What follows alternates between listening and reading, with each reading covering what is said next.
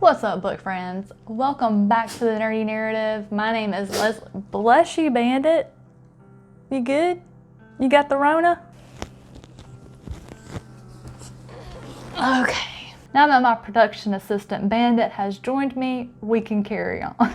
Forewarning, Bandit looks a little sleepy, so you're probably going to hear some puppy snoring in a moment. So let's briefly chat about The Way of Kings by Brandon Sanderson.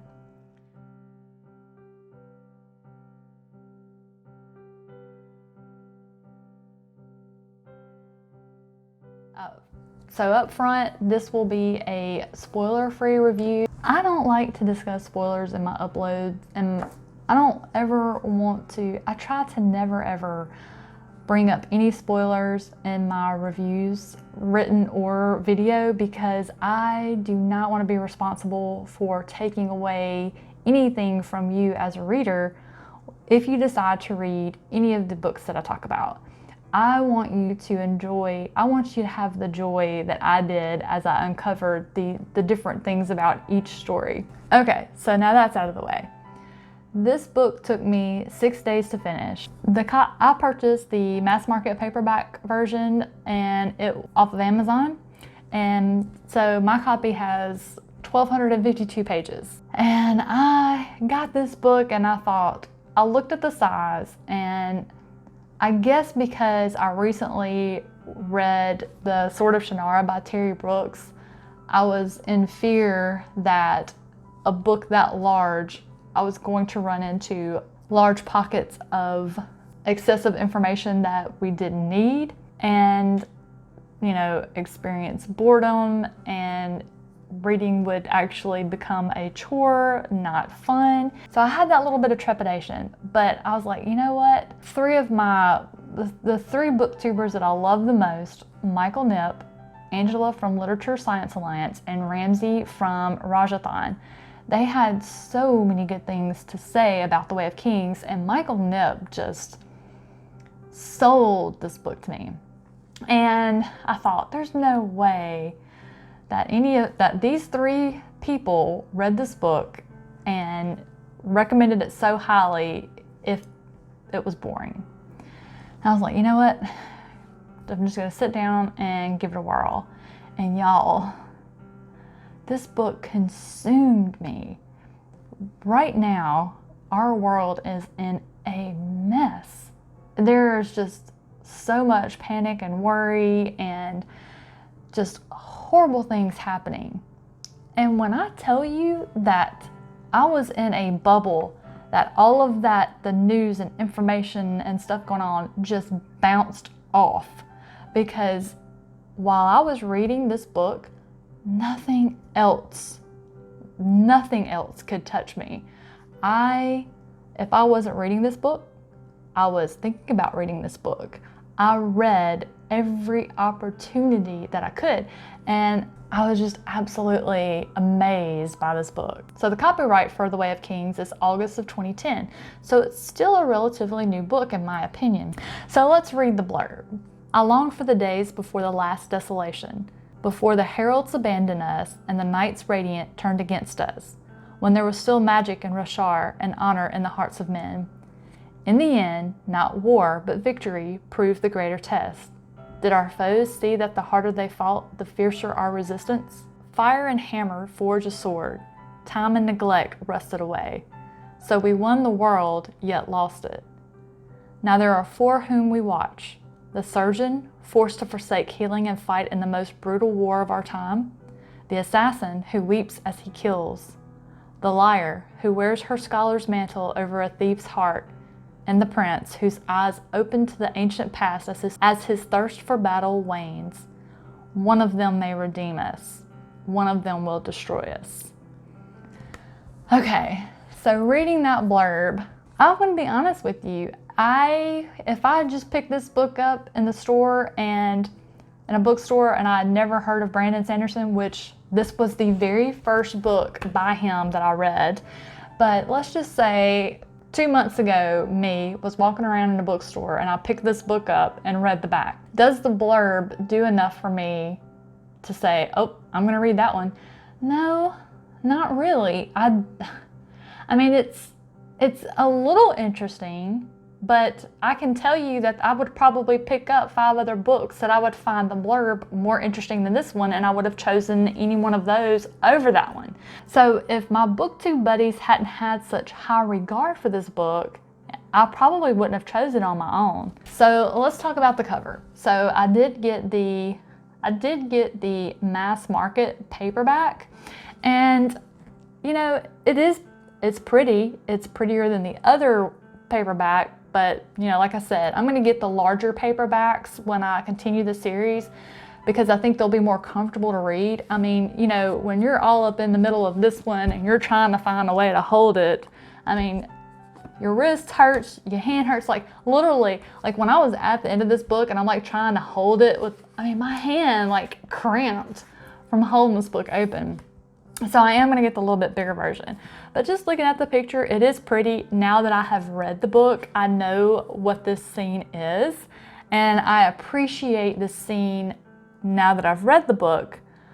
But, you know, just looking at the picture, is that enough to sell it to me? No. I don't know enough about Brandon Sanderson yet to know which of his series came first. I would think that his marketing, like, it's a good thing that there are a lot of fans of his out there using word of mouth to promote this, because I don't think the cover or the blurb would have been enough if you weren't a diehard Sanderson fan. Let me be clear. After reading this book, I will read everything this man has ever written or will ever write. It is amazing. I loved everything. This was 1,252 pages of world building, character development, and the religious hierarchy. I mean, so what I'm telling you, basically, it was set up. This book is setting up for the rest of the series. When I got to the last page, I'm sitting there in disbelief because I couldn't believe I read a book this fat that was basically a precursor to what I feel like the last page was the beginning of the story. Oh man, it's insane. But like, you know, like the blurb said, it follows 4 people, and it really focuses on 3 with a few nods to the 4th, but the 4th one is super vital to a lot of things that happen in this story. And I kind of had some inklings of what I thought was going to happen, and I was sort of right on some, completely wrong in others. So saying that, I mean, that's not predictable, which is so enjoyable. But what I'm telling you is, I read this huge book and I loved every minute of it. Every page turn was exciting. What was going to be on the next page? I looked forward to every single chapter. I was not mad when, so basically each chapter kind of would go from one character to the next, similar sort of to Game of Thrones. There were a few times that it stayed, you know, had consecutive chapters on the same character. But I wasn't mad when it switched. Like sometimes in Game of Thrones, I'm like, well, I don't want to read about this person. I want to go back to reading more about this other one because I'm more interested in it. And it was so masterfully crafted. This story is amazing. This story is inspirational. You read this and you read about the honor that these men and this culture had and regard that they had for one another as well as their foes. And you think, I mean, and it just makes you want to be a better person. I was so enveloped in this story.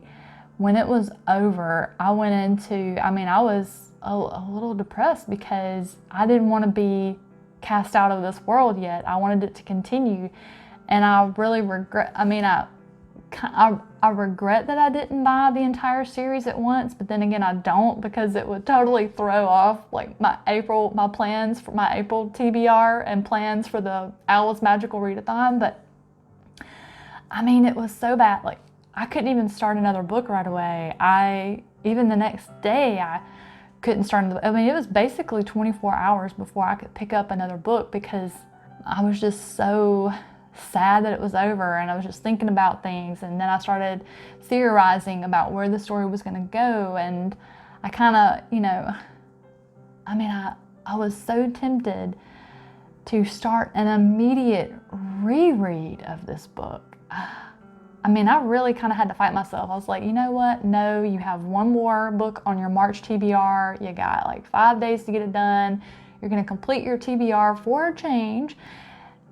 But man, so I will tell you, and if I lived in this time, my profession of choice would be to be the king's wit. A king has to act in accordance of his station, meaning he can't just reply to someone sarcastically or be rude or, make any offhand comments. So he has what is called his wit.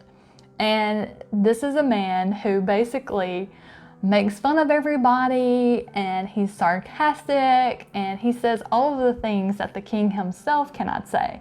But what's interesting about that is the ruling class, the higher classmen, they can actually kill him if they choose, but to do so, they lose their title, their lands, and all of that. So it's a delicate balance between, being able to snap off at somebody, but also lose your head in the process. The 4 people that you follow, the surgeon mentioned in the blurb is Kaladin. The thief is, I'm going to pronounce her name as Shaylin. It may be Shalon, but I call her Shaylin. Dalinar and Sazeth. And so you don't have many devoted chapters to Sazeth. He really is only mentioned in like the prologue and then a few interludes. Mainly we read about Shaylin, Dalinar, and Kaladin. And Kaladin has I think he has the greater coverage in this book. And I love Kaladin and Dalinar. Love those two. They are both very honorable men. Dalinar is a high prince. Kaladin is a slave. And you get the story of how Kaladin was raised, how he he was in the army and betrayed and made a slave, and how he deals with slavery. And then you have Dalinar the prince, and he is suffering visions that are visions from the past when the Knights Radiant and the Heralds were in the world. And everyone thinks he is basically losing his mind due to having these visions. And there's just so much intrigue. There's so much world building, and the things that they are having to deal with, and all of the things that happen that try to make them less than honorable, but they persist and maintain their code of honor. And it's really inspiring. Just that alone, just their stories alone would be inspiring. Shaylin, I'm not sure how I feel about her. I felt some kind of way about her. Basically she's described as a thief. It's almost like so I spent a lot of time thinking, I don't like her, she's a thief, but then I felt sorry for her because I felt like she was a thief due to bad circumstances. And then there's a twist at the end where you're going, whoa, wait, what? And so I'm not sure how I feel about her. I don't like her right now, I can tell you that much. I don't know what'll happen in the future books, if that'll change or not. And Sazeth, I don't know if that's saying his name right. Sazeth, I feel so sorry for. He is a different kind of slave, and basically he has what is called an oath stone, and whoever has that stone commands him, and he has to do whatever they say. And of course they're having him assassinate people. And man, when you find out who his master is, I I was not expecting that at all. I can't get over this book. I just can't get past it. Like, I think while I have a massive TBR for April, that I don't know that I'll have room to read any of the next books. Like, I've been told the next book I need to read is Warbreaker, which is a different series by Brandon Sanderson, but it has a lot of nods to this one. And so that one's next. And I don't know that I'll have time for that in April, but then again, it's like I don't want to leave this world, so I'm really having a hard time fighting myself from just sitting back and reading this book all over again. Highly recommend. This is one of my favorite books of all time. I can tell you beyond a shadow of a doubt, it definitely tops the Sword of Truth series by Terry Goodkind, which has always been a favorite of mine. And I'm sorry, but I think it tops Wheel of Time by Robert Jordan as well. Now, I've read that one a couple of times, and it's been a few years since my last reread, so I have been kind of having a desire to reread it again before this show comes out, but that book tops that series too. I mean, it's my favorite book. I mean, that's all there is to it. It's my favorite book. It's literally my favorite book. It's my favorite book. Please read this book. If you have not read this book, please read this book. If you are looking for an escape from reality, from everything that's going on right now, this book is perfect for you. But that's all I'm going to say about it today. I am looking forward to getting the rest of the series read. I am insanely excited to see where this goes. If you've read it, hit me down below. Let's chat. Any spoilers you may post, please, if you're going to make a comment, if you're going to comment anything that may be a spoiler for someone who hasn't read, please start your comment with spoiler in all caps, give me some asterisks, some spaces, do all that. Let's try and keep that information from people who haven't read it. Let's chat below. Hit me up on Twitter. Any of those methods, let's chat. I want to hear your theories. I have theories, conspiracies of things that I think are going to happen, what I hope will happen. Man, I really had Kaladin pegged to be something, and he wasn't that, but he's kind of that. I don't know what's going to happen. I'm totally going to roll a paladin and WoW and name him Kaladin. Like, you can't pay any more fan service than name your tune in a video game after one of your favorite characters. Am I right? All right. But on your way down to those comments, don't forget when you scroll past that thumbs up, click on it, give it a like, subscribe if you haven't already. Y'all know I love y'all. Have a fantastic rest of your day, and I'll see you soon.